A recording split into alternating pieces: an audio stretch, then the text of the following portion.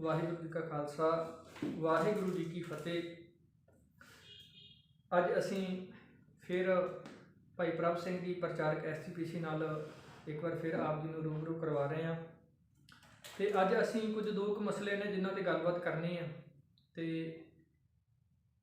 ਉਮੀਦ ਹੈ ਕਿ ਆਪ ਸਭ ਪਿਆਰ ਬਖਸ਼ੋਗੇ। ਭਾਈ ਸਾਹਿਬ ਜੀ ਵਾਹਿਗੁਰੂ ਜੀ ਕਾ ਖਾਲਸਾ ਵਾਹਿਗੁਰੂ ਜੀ ਕੀ ਫਤਿਹ। ਵਾਹਿਗੁਰੂ ਜੀ ਕੀ ਫਤਿਹ। ਅੱਜ ਭਾਈ ਸਾਹਿਬ ਜਿਹੜੀ ਇੱਕ ਤੇ ਕਿਸਾਨਾਂ ਦੀ ਮੀਟਿੰਗ ਹੋਈ ਜੀ, ਜਿਹੜੀ ਮੀਟਿੰਗ ਦੇ ਵਿੱਚ ਕੱਲ੍ਹ ਦੀ ਮੀਟਿੰਗ ਦੇ ਵਿੱਚ ਕੋਈ ਸਿੱਟਾ ਤੇ ਨਹੀਂ ਨਿਕਲਿਆ, ਸਰਕਾਰ ਚੁੱਕ ਰਹੀ ਹੈ। ਤੇ ਦੂਜੀ ਗੱਲ ਇਹ ਕਿ ਜਿਹੜਾ ਕਿਸਾਨ ਵੀਰਾਂ ਨੇ ਸਰਕਾਰ ਦਾ ਦਿੱਤਾ ਹੋਇਆ ਜੋ ਉਹਨਾਂ ਨੇ ਕਿਹਾ ਸੀ ਕਿ ਲੰਚ ਖਾ ਲਓ, ਤੇ ਸਿੱਖਾਂ ਨੇ ਇਹਨਾਂ ਨੇ ਕਿਹਾ ਕਿਸਾਨ ਵੀਰਾਂ ਨੇ ਕਿ ਅਸੀਂ ਆਪਣਾ ਪ੍ਰਸ਼ਾਦਾ ਨਾਲ ਲੈ ਕੇ ਆਏ ਹਾਂ, ਤੇ ਉਹਨਾਂ ਨੇ ਥੱਲੇ ਬੈਠ ਕੇ ਜ਼ਮੀਨ ਤੇ ਛਕਿਆ। ਇਸ ਤੇ ਤੁਹਾਡੀ ਕੀ ਪ੍ਰਤੀਕਿਰਿਆ, ਤੁਸੀਂ ਕਿਸ ਨਜ਼ਰੀਏ ਨਾਲ ਇਹਨੂੰ ਇਸ ਚੀਜ਼ ਨੂੰ ਦੇਖਦੇ ਹੋ?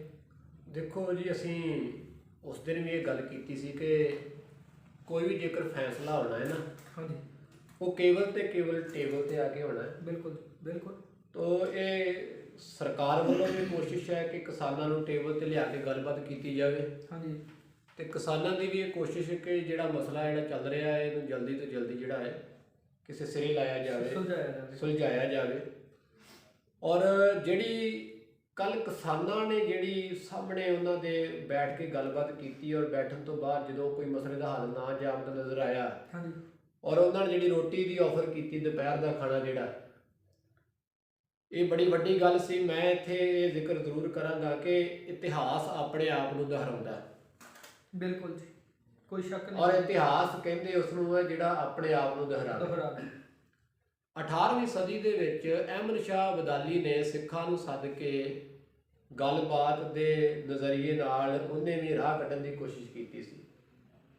ਜਦੋਂ ਉਹਨੇ ਗੱਲਬਾਤ ਲਈ ਸੱਦਿਆ, ਉਹਦਾ ਇੱਕ ਉੱਥੇ ਅਹਿਲਕਾਰ ਜਿਹੜਾ ਸੀ ਉਹ ਸਿੱਖਾਂ ਦੇ ਸਾਹਮਣੇ ਬਦਾਮ ਦੀ ਪਲੇਟ ਲੈ ਕੇ ਸਾਹਮਣੇ ਹੋਇਆ। ਉਹਨੇ ਜਦੋਂ ਪਰਦਾ ਹਟਾਇਆ, ਉਹਨੇ ਕਿਹਾ ਲਓ ਜੀ ਬਦਾਮ ਛਕੋ। ਤੇ ਸਿੱਖਾਂ ਨੇ ਉੱਥੇ ਕੀ ਕੀਤਾ, ਬੜੀ ਵੱਡੀ ਗੱਲ ਸੀ। ਸਿੱਖਾਂ ਨੇ ਜਿਹੜੀ ਇੱਕ ਬੋਰੀਆਂ ਜਿਹੜੀਆਂ ਸੀ ਉਹਨਾਂ ਕੋਲ ਛੋਲਿਆਂ ਦੀਆਂ ਭਰੀਆਂ, ਉਹਨਾਂ ਨੇ ਥੱਲੇ ਚਾਦਰ ਵਿਛਾਈ ਤੇ ਛੋਲੇ ਚਾਦਰ ਤੇ ਢੇਰੀ ਕਰਤੇ।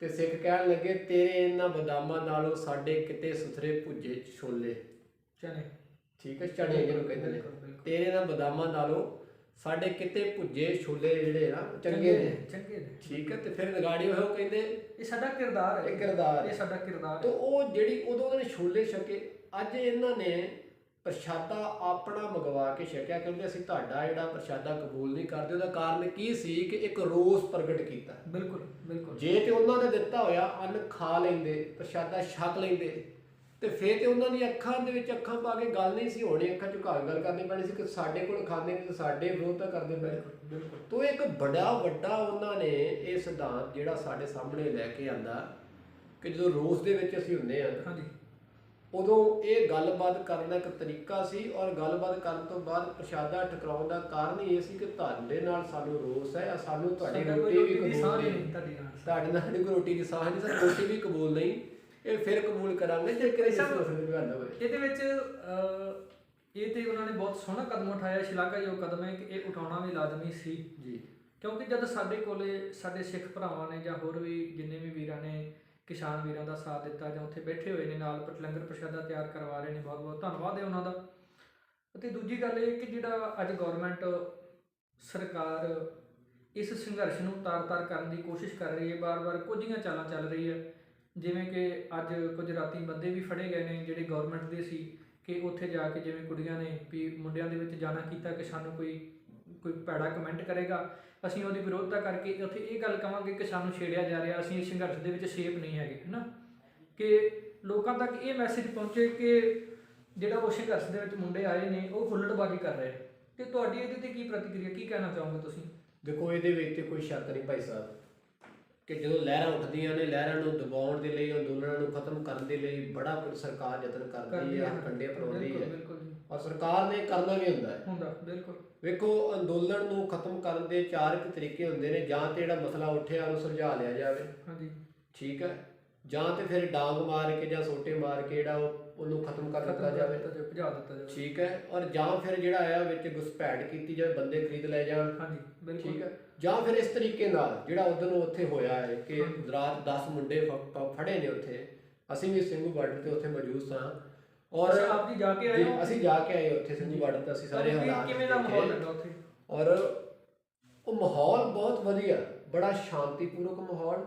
ਔਰ ਮੈਂ ਕਹਿੰਦਾ ਸ਼ਲਾਘਾਯੋਗ, ਇਹ ਬੜੀ ਇੱਕ ਥਾਪੜਾ ਦੇਣਾ ਬਣਦਾ ਹੈ ਇਹਦੇ ਵੱਡੇ ਇਕੱਠ ਨੂੰ ਕੰਟਰੋਲ ਦੇ ਵਿੱਚ ਰੱਖਿਆ ਹੈ, ਕਾਨੂੰਨ ਦੇ ਵਿੱਚ ਰੱਖਿਆ ਹੈ, ਨਿਯਮ ਦੇ ਵਿੱਚ ਰੱਖਿਆ ਹੈ। ਨਹੀਂ ਤੇ ਪੁਲਿਸ ਵੀ ਐਡੇ ਵੱਡੇ ਇਕੱਠ ਨੂੰ ਕੰਟਰੋਲ ਦੇ ਵਿੱਚ ਨਹੀਂ ਰੱਖ ਪਾਉਂਦੀ, ਇਹ ਆਪਣੇ ਆਪ ਹੀ ਕੰਟਰੋਲ ਦੇ ਵਿੱਚ ਹੈ। ਬਿਲਕੁਲ। ਨਾ ਉੱਥੇ ਕਿਸੇ ਰਕਮ ਦੀ ਕੋਈ ਹੁੱਲੜਬਾਜ਼ੀ ਹੈ, ਹਾਂਜੀ, ਨਾ ਕੋਈ ਉਸੇ ਕਿਸੇ ਨੂੰ ਕੋਈ ਵੱਧ ਘੱਟ ਬੋਲਿਆ ਜਾਂਦਾ ਹੈ।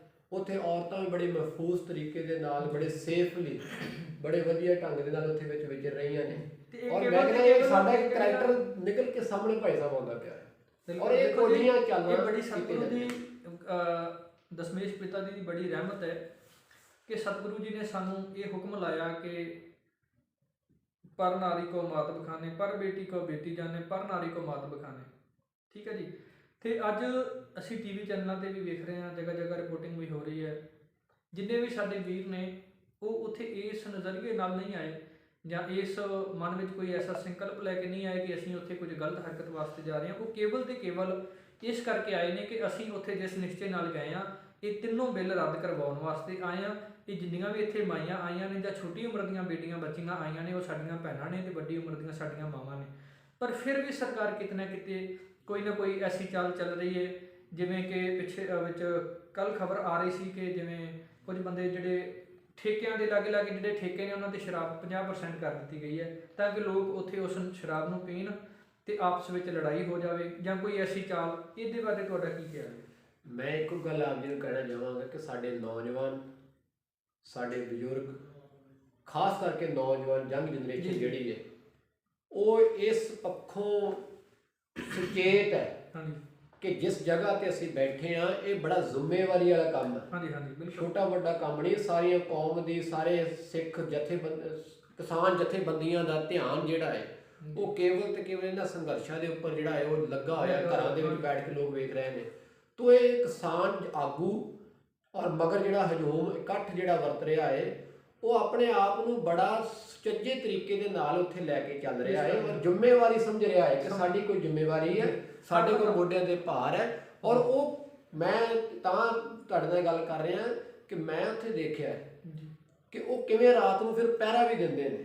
ਨੌਜਵਾਨ ਸਾਡੇ ਜਾ ਰਹੇ ਕਿ ਐਸੀ ਕੋਈ ਕੋਝੀ ਕੋਈ ਹਰਕਤ ਨਾ ਕਰੇ ਜਿਹਦੇ ਨਾਲ ਸੰਘਰਸ਼ ਦਾ ਜਿਹੜਾ ਨਾਮ ਬਦਨਾਮ ਹੋਵੇ, ਭਲਕੇ ਜਿਹੜਾ ਹੈ ਕੋਈ ਸਾਨੂੰ ਬੁਰਾ ਭਲਾ ਕਵੇ ਕਿ ਵੇਖੋ ਸੰਘਰਸ਼ ਦੇ ਵਿੱਚ ਜਿਹੜੀ ਆਹ ਕੁਝ ਹੋ ਰਿਹਾ ਹੈ, ਇੱਥੇ ਬੁਰਾ ਕੁਝ ਕੀਤਾ ਜਾ ਰਿਹਾ ਹੈ। ਦੇਖੋ ਸਰਕਾਰ ਹੁਣ ਤੱਕ ਜਦੋਂ ਵੀ ਕੋਈ ਸੰਘਰਸ਼ ਉੱਠਿਆ ਹੈ, ਭਾਵੇਂ ਉਹ 1984 ਦਾ ਹੈ ਜਾਂ ਕੋਈ ਵੀ ਹੈ, ਤੇ ਉਹਨੂੰ ਖਤਮ ਕਰਨ ਵਾਸਤੇ ਸਰਕਾਰ ਨੇ ਬਹੁਤ ਕੁਝ ਕੀਤਾ।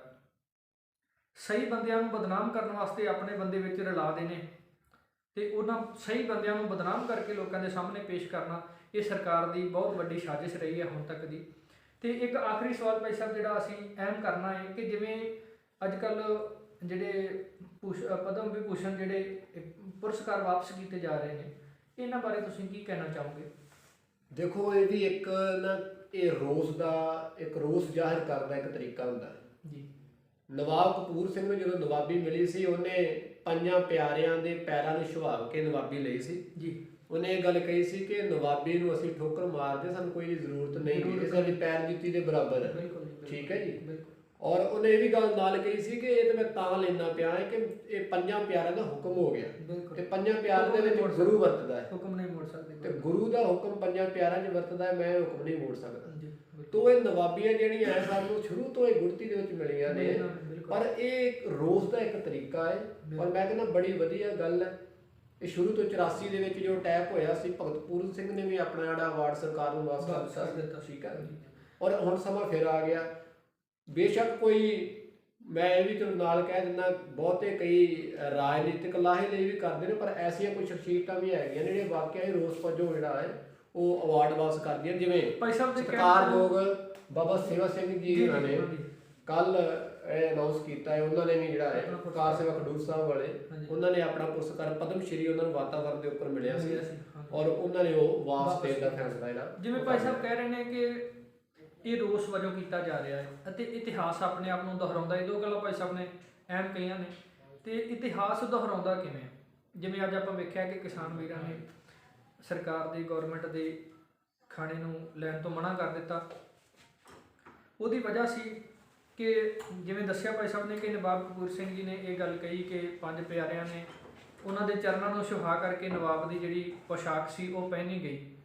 ਉਹਦੇ ਕਹਿਣ ਤੋਂ ਸਿੱਧਾ ਸਿੱਧਾ ਮਕਸਦ ਇਹ ਸੀ ਕਿ ਸਾਨੂੰ ਇਸ ਨਵਾਬੀ ਦੀ ਕੋਈ ਲੋੜ ਨਹੀਂ, ਪਰ ਜੇ ਤੁਸੀਂ ਦਿੰਦੇ ਵੀ ਹੋ ਤੇ ਇਹ ਨਵਾਬੀ ਤੁਹਾਡੀ ਸਾਡੇ 5 ਪਿਆਰਿਆਂ ਦੇ, ਸਾਡੇ ਗੁਰੂ ਦੇ ਚਰਨਾਂ ਵਿੱਚ ਹੈ, ਸਾਡੇ ਗੁਰੂ ਦੀ ਜੁੱਤੀ ਤੋਂ ਉੱਪਰ ਤੁਹਾਡੀ ਨਵਾਬੀ ਨਹੀਂ ਹੈ। ਇਹ ਇਤਿਹਾਸ ਨੂੰ ਆਪਣੇ ਆਪ ਨੂੰ ਦੁਹਰਾਇਆ ਹੈ। ਸਿੱਖਾਂ ਨੇ ਇਹ ਗੱਲ ਦੱਸ ਦਿੱਤੀ ਹੈ ਕਿਸਾਨ ਵੀਰਾਂ ਨੇ ਕਿ ਜਿਹੜਾ ਲੰਗਰ ਪ੍ਰਸ਼ਾਦਾ ਤੇ ਅਸੀਂ ਲੋਕਾਂ ਨੂੰ ਆਪ ਲੰਗਰ ਲਾ ਕੇ ਵਰਤਾਉਂਦੇ ਆ, ਤੁਸੀਂ ਸਾਨੂੰ ਕੀ ਲੰਗਰ ਛਕਾਓਗੇ। ਤੇ ਇਹ ਬਹੁਤ ਬੜੀ ਵਧੀਆ ਗੱਲ ਕੀਤੀ ਹੈ। ਤੇ ਭਾਈ ਸਾਹਿਬ ਜੀ ਤੁਸੀਂ ਹੁਣ ਆਖਰੀ ਕੀ ਕਹਿਣਾ ਚਾਹੋਗੇ, ਸਾਡੇ ਜਿਹੜੇ ਸਰੋਤੇ ਨੇ ਰੱਬ ਵਰਗੇ, ਉਹਨਾਂ ਨੂੰ ਕੀ ਕਹਿਣਾ ਚਾਹੋਗੇ ਕਿ ਕਿਸ ਤਰੀਕੇ ਨਾਲ ਅਸੀਂ ਸੰਘਰਸ਼ ਨੂੰ ਹੋਰ ਸੁਚਾਰੂ ਢੰਗ ਨਾਲ ਚਲਾ ਸਕਦੇ ਹਾਂ।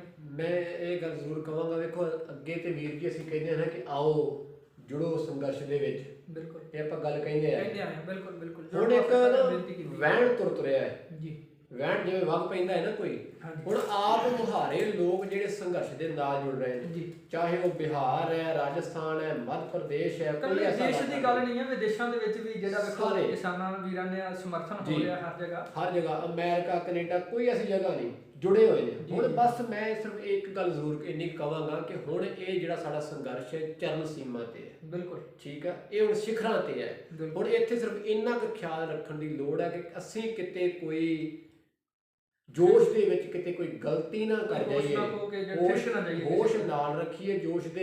ਜੋਸ਼ ਵੀ ਜ਼ਰੂਰੀ ਹੈ, ਪਰ ਜੋਸ਼ ਦੇ ਨਾਲ ਇਹਨਾਂ ਸੰਘਰਸ਼ਾਂ ਦੇ ਵਿੱਚ ਹੋਸ਼ ਉਦੋਂ ਵੀ ਜ਼ਿਆਦਾ ਜ਼ਰੂਰੀ ਹੈ, ਕਿਉਂਕਿ ਚਰਨ ਸੀਮਾ ਤੇ ਅਸੀਂ ਜਿੱਤ ਦੇ ਬੜੇ ਨੇੜੇ ਆ ਗਏ ਔਰ ਅਸੀਂ ਬੜੇ ਸੁਚੱਜੇ ਤਰੀਕੇ ਦੇ ਨਾਲ, ਸੁਚੇਤ ਢੰਗ ਦੇ ਨਾਲ, ਵਧੀਆ ਤਰੀਕੇ ਦੇ ਨਾਲ ਇਸ ਸੰਘਰਸ਼ ਨੂੰ ਧੰਨਵਾਦ ਭਾਈ ਸਾਹਿਬ। ਵੇਖੋ ਜੀ, ਜਿਵੇਂ ਅੱਜ ਭਾਈ ਸਾਹਿਬ ਨੇ ਦੱਸਿਆ ਕਿ ਸਾਨੂੰ ਸੁਚੇਤ ਰਹਿਣ ਦੀ ਲੋੜ ਹੈ, ਤੇ ਇਹ ਬਿਲਕੁਲ ਸਹੀ ਗੱਲ ਹੈ ਭਾਈ ਸਾਹਿਬ ਦੀ, ਕਿਉਂਕਿ ਸਰਕਾਰ ਹਰ ਮੁਮਕਿਨ ਕੋਸ਼ਿਸ਼ ਕਰੇਗੀ, ਹਰ ਨਾਮੁਮਕਿਨ ਕੋਸ਼ਿਸ਼ ਕਰੇਗੀ ਕਿ ਜਿਹੜੀਆਂ ਇਹ ਸੰਘਰਸ਼ ਨੂੰ ਖਿਲਾਰਿਆ ਜਾਵੇ, ਸੰਘਰਸ਼ ਨੂੰ ਕਿਸੇ ਨਾ ਕਿਸੇ ਤਰੀਕੇ ਨਾਲ ਰੁਖ ਬਦਲ ਦਿੱਤਾ ਜਾਵੇ। ਪਰ ਸਾਡੇ ਜਿੰਨੇ ਵੀ ਕਿਸਾਨ ਵੀਰ ਜਾਂ ਸਾਡੀ ਨਵੀਂ ਨਿਊ ਜਨਰੇਸ਼ਨ ਯੰਗ ਬਲੱਡ ਜਿੰਨਾ ਵੀ ਉੱਥੇ ਹਾਜ਼ਰ ਹੋਇਆ ਹੈ, ਉਹ ਸਾਰੇ ਬੜੇ ਸੁਚੇਤ ਨੇ ਭਾਈ ਸਾਹਿਬ। ਸਾਰਿਆਂ ਨੇ ਬੜੀ ਸੁਚੇਤਤਾ, ਬੜੀ ਸੁਹਿਰਦਤਾ ਦੇ ਨਾਲ ਇਸ ਚੀਜ਼ ਨੂੰ ਕਵਰ ਕੀਤਾ ਹੈ, ਇਸ ਚੀਜ਼ ਨੂੰ ਦੇਖ ਲਿਆ ਹੈ ਕਿ ਸਰਕਾਰ ਜਿਹੜਾ ਹੁਣ ਸਾਡੇ ਸੰਘਰਸ਼ ਨੂੰ ਉਖੇੜਨਾ ਚਾਹੁੰਦੀ ਹੈ। ਸਰਕਾਰ ਇਹ ਹਰ ਜਿਹੜੀ ਮੁਮਕਿਨ ਕੋਸ਼ਿਸ਼ ਕਰੇਗੀ, ਨਾਮੁਮਕਿਨ ਕੋਸ਼ਿਸ਼ ਕਰੇਗੀ ਕਿ ਅਸੀਂ ਇਸ ਸੰਘਰਸ਼ ਨੂੰ ਜਿਹੜਾ ਨਿਖੇੜ ਦੇਈਏ ਤਾਂ ਕਿ ਜਿਹੜਾ ਸਾਡਾ ਇਹ ਬਿੱਲ ਇਹ ਬਚ ਜਾਵੇ। ਅਤੇ ਇੱਕ ਗੱਲ ਹੋਰ ਭਾਈ ਸਾਹਿਬ ਕਿ ਜਿਵੇਂ ਮੈਨੂੰ ਕੱਲ੍ਹ ਇੱਕ ਬੰਦਾ ਮਿਲਿਆ, ਹਿੰਦੂ ਪਰਿਵਾਰ ਦਾ ਸੀ, ਤੇ ਉਹ ਕਹਿੰਦਾ ਜੀ ਇਹ ਬਿੱਲ ਤੇ ਕਿਸਾਨਾਂ ਦੇ ਹਿੱਤ ਵਿੱਚ ਹੈ, ਸਰਕਾਰ ਤੇ ਕਿਸਾਨਾਂ ਨੂੰ ਫਾਇਦਾ ਦੇਣਾ ਚਾਹੁੰਦੀ ਹੈ, ਕਿਸਾਨਾਂ ਨੂੰ ਆਜ਼ਾਦ ਕਰ ਰਹੀ ਹੈ ਜੀ। ਪਰ ਮੈਂ ਉਹਨੂੰ ਇੱਕ ਗੱਲ ਪੁੱਛੀ, ਮੈਂ ਕਿਹਾ ਜੀ ਵੇਖੋ, ਜੇ ਕਿਸਾਨ ਫਾਇਦਾ ਨਹੀਂ ਲੈਣਾ ਚਾਹੁੰਦੇ ਤੇ ਕਿਉਂ ਜ਼ਬਰਦਸਤੀ ਥੋਪਿਆ ਜਾ ਰਿਹਾ ਉਹਨਾਂ ਦੇ ਉੱਤੇ। ਜੇ ਗਵਰਨਮੈਂਟ ਨੂੰ ਕਿਸਾਨਾਂ ਨੂੰ ਫਾਇਦਾ ਦੇ ਕੇ ਆਪਣਾ ਨੁਕਸਾਨ ਗਵਰਨਮੈਂਟ ਕਿਉਂ ਕਰਵਾ ਰਹੀ ਹੈ? ਜੇ ਉਹ ਨਹੀਂ ਫਾਇਦਾ ਲੈਣਾ ਚਾਹੁੰਦੇ ਤੇ ਤੁਸੀਂ ਉਹਨਾਂ ਨੂੰ ਨਾ ਫਾਇਦਾ ਦਿਓ, ਤੁਸੀਂ ਬਿੱਲ ਰੱਦ ਕਰ ਦਿਓ। ਇਹ ਕਿਤੇ ਨਾ ਕਿਤੇ ਗਵਰਨਮੈਂਟ ਨੂੰ ਆਪਣਾ ਫਾਇਦਾ ਇਸ ਬਿੱਲ ਨੂੰ ਪਾਸ ਕਰਨ ਦੇ ਵਿੱਚ ਹੈਗਾ ਸੀ ਤੇ ਹੈਗਾ ਵੀ ਹੈ, ਕਿਉਂ ਪਾਣੀ ਤੋਂ ਬਿਨਾਂ ਕੋਈ ਵੀ ਕਿੱਤਾ ਨਹੀਂ ਚੱਲ ਸਕਦਾ। ਸੋ ਭਾਈ ਸਾਹਿਬ ਜੀ, ਤੁਹਾਡਾ ਬਹੁਤ ਬਹੁਤ ਧੰਨਵਾਦ ਜਿਨ੍ਹਾਂ ਆਪ ਜੀ ਨੇ ਥੋੜਾ ਸਮਾਂ ਦੇ ਕੇ ਸਾਨੂੰ ਤੇ ਵਿਚਾਰ ਸਾਂਝੇ ਕੀਤੇ ਨੇ। ਸੋ ਸਾਰਿਆਂ ਦਾ ਧੰਨਵਾਦ ਜੀ। ਵਾਹਿਗੁਰੂ ਜੀ ਕਾ ਖਾਲਸਾ, ਵਾਹਿਗੁਰੂ ਜੀ ਕੀ ਫਤਿਹ।